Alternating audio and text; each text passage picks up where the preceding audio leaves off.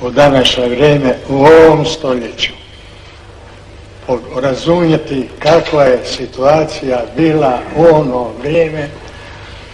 Bila je situacija takova da je sa protivne strane poduzeto sve moguće da se minira Hrvatska država.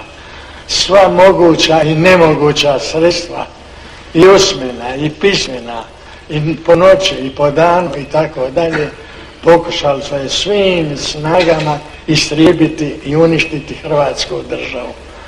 Protiv toga poduzeta su sva moguća i nemoguća sredstva i sada kad je situacija nastala u ovo vrijeme, posle toliko godina kad se je svršio rat, dolazi do toga da bi se što je više moguće ocrnio čitavi hrvatski narod, a osobito vlada, hrvatska vlada, a naročito moja malenkost.